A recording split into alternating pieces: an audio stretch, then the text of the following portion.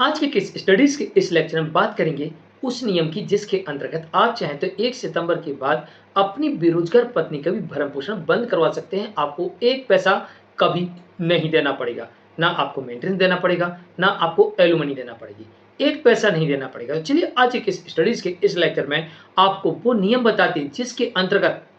आपको एक पैसा नहीं देना पड़ेगा। 1 सितंबर बहुत पास में है, दूर नहीं है, लेकिन ये जो 1 हफ्ते का समय है आपके लिए, ये पर्याप्त समय है और आप 1 सितंबर के बाद आपकी उस केस में डेट भी ना हो, तो भी आप उस केस में अर्जेंट हेयरिंग का आवेदन लगवा के, उस केस को खुलवा के और उस केस में आप इस आवेदन को प्रस्तुत करके फिर देखिए, आपको एक पैसा नहीं देना पड़ेगा, चाहे आप कितना भी कमाते हो, आपके पास कितने भी आय के साधन हो, फिर भी कोर्ट ऐसी पत्नी को एक पैसा मेंटेनेंस के नाम पर नहीं देगी और अभी नहीं, कभी नहीं देगी। तो चलिए आज के स्टडीज के इस लेक्चर में आपको डिटेल में लेके चलते हैं और आपको इस हफ्ते में क्या-क्या करना है और 1 सितंबर के पहले-पहले काम निपटा लीजिए और 1 सितंबर के बाद आपको एक पैसा नहीं देना पड़ेगा, चाहे आपकी कमाई कितनी भी क्यों ना हो। जय जिनेंद्र, मैं हूं मुकेश जैन। वीडियो को लाइक और शेयर कर दीजिए और इस तरह की जजमेंट्स पाने के लिए ऊपर दिए नंबर पर आप हमें संपर्क कर सकते हैं। दूसरी बात, अगर आपकी पत्नी बेरोजगार भी है तो भी आपको नहीं देना पड़ेगा। हाँ, कुछ अपवाद जरूर देखने को मिलते हैं जिनमें कोर्ट मेंटेनेंस का आदेश करती है, लेकिन वो मिनिमम आदेश होता है, वो अपवाद में आते हैं और वो गिने चुने केसेस होते हैं। हर केस में कोर्ट ऐसा आदेश नहीं करती। ऐसे कई आदेश देखे गए हैं जिनमें पत्नी बेरोजगार है, उसका कोई आय का साधन नहीं है, उसके बावजूद भी कोर्ट ने इस नियम के अंतर्गत पत्नी को मेंटेनेंस नहीं दिया है। नंबर 1,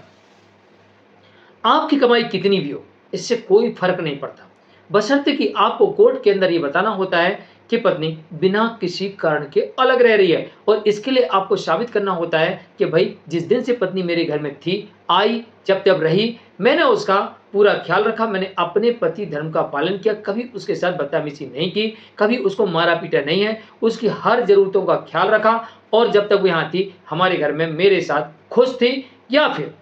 वही यहाँ पर उत्पाद मचा रही थी। तो या तो वो खुश थी और हमने अपने पति धर्म का पालन किया, या फिर वो यहाँ पर उत्पाद मचा रही थी, या फिर वो किसी के साथ एडल्ट्री में थी या एडल्ट्री में चली गई और हमने उसकी एडल्ट्री पकड़ ली और उसके बाद उसने मेरा घर छोड़ दिया और अब हम सबको परेशान कर रही है और झूठे केस कर दिए। और अगर आपके पास ये सबूत है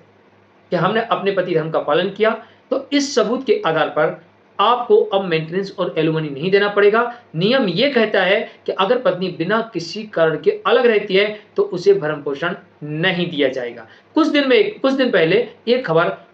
अखबारों में प्रमुखता से छापी गई थी और बड़ी-बड़ी हेडलाइन बनी थी। इसमें कहा गया था कि अगर पत्नी बिना किसी कारण के अलग रहती है तो उसे भरण पोषण नहीं दिया जाएगा। ये नियम पहले से मौजूद था और इस पर बस आपको अपना पक्ष रखना होता है, यानी कि आपको साबित करना होता है कि मेरी कोई गलती नहीं है, मैंने पति धर्म का पालन किया है, या फिर पत्नी ने हमारे ऊपर अत्याचार किया है, या फिर आपको ये साबित करना होता है कि मेरी पत्नी पहले से अडल्ट्री में थी या अडल्ट्री में पहुंच गई है, जारता की स्थिति में पहुंच गई है और इसका मेरे पास सबूत है, मैंने उसे पकड़ लिया और उसने मेरे ऊपर उल्टे झूठे केस कर दिए और उसके पास में किसी भी आरोप का कोई सबूत नहीं है। और जिस दिन से पत्नी मेरे घर में थी उस दिन से लेके आज तक मेरे पास वो सब सबूत है जो मैंने पति धर्म का पालन किया। मेरे पास वो सभी सबूत है जिस दिन से पत्नी मेरे घर में थी और हम लोगों का अत्याचार कर रही थी, उत्पीड़न कर रही थी, शोषण कर रही थी, और हमारे पास वो सभी सबूत है, हमने उसको अडल्ट्री में रंगे हाथों पकड़ लिया। अगर मेरे पास इनमें से कोई भी सबूत है तो फिर कानून के अंतर्गत कानून ये कहता है, कौन कौन कानून ये कहता है, चाहे BNSS हो, चाहे डोमेस्टिक वायलेंस एक्ट हो, चाहे हिंदू मैरिज एक्ट हो, चाहे हिंदू दत्तक एवं भरण पोषण अधिनियम हो, चाहे भारत का संविधान हो, वहां पर साफ तौर से स्पष्ट वर्णित है कि बिना किसी कारण से अलग रहने वाली पत्नी को भरण पोषण नहीं दिया जाएगा। अडल्ट्री में रहने वाली, जारता की स्थिति में यानी कि रीमैरिज या लिविंग में रहने वाली पत्नी को भी मेंटेनेंस नहीं दिया जाएगा और मेंटेनेंस के साथ साथ एलुमनी भी नहीं दी जाएगी। एक और ऐसा मामला देखने को मिला था जो संतोष शर्मा वर्सेस राजस्थान राज्य का था। उसमें सुप्रीम कोर्ट ने भी ये बात कही थी कि अगर पत्नी के पास में पर्याप्त आय के साधन हो, या फिर पत्नी कोर्ट को गुमराह करने के लिए पति की इनकम बढ़ा चढ़ाकर बता रही हो, गलत जानकारी दे रही हो, झूठे शपथ पत्र दे रही हो, या फिर पत्नी जारता की स्थिति में हो, अडल्ट्री की स्थिति में हो, तो उसे भरण पोषण नहीं दिया सकता। तो जो राजस्थान का मामला था उसमें पत्नी कमा भी रही थी और साथ में झूठे कोर्ट को शपथ पत्र भी दे रही थी, और मामले में कोर्ट ने एक पैसा भरण पोषण का पत्नी को नहीं दिया था। तो जो अभी हाल फिलहाल में जजमेंट आया, इसमें कहा गया कि पत्नी बिना किसी कारण के अलग रह रही है। इसके पहले भी हमने एक जजमेंट बताया था जिसमें यह कहा गया था कि पत्नी ने जो आरोप लगाया है वो 2 महीने पहले के लगाए हैं, और 2 महीने बाद तक पत्नी मेरे घर में थी, मेरे साथ थी, हंसी खुशी थी, और हमने उसको करवा चौथ पर शॉपिंग भी कराई थी,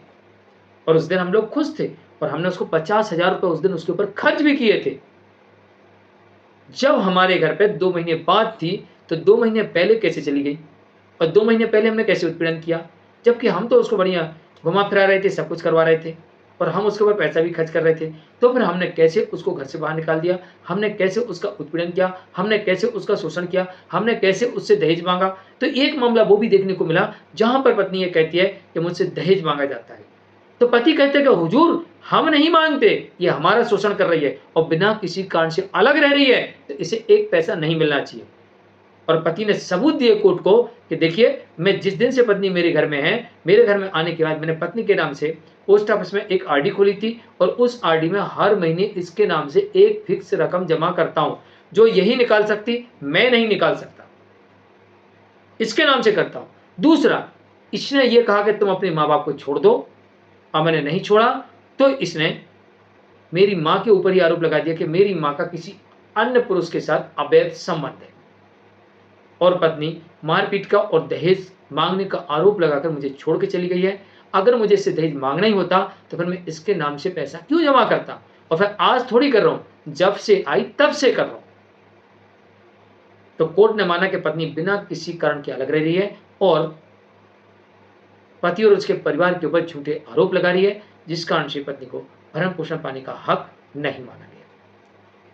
अगर इस तरीके का कोई भी सबूत है और आपकी डेट बड़ी लंबी चौड़ी लगी हुई है, तो आपको इंतजार करने की आवश्यकता नहीं है। आप न्यायालय में जाइए, निवेदन करिए न्यायालय से, फास्ट हियरिंग का आवेदन लगाइए सबूतों के साथ। हो सकता, पूरी उम्मीद के साथ मैं कह सकता हूं कि 90% न्यायालय आपके फास्ट हियरिंग के आवेदन को स्वीकार कर लेगी, और उन सबूतों के आधार पर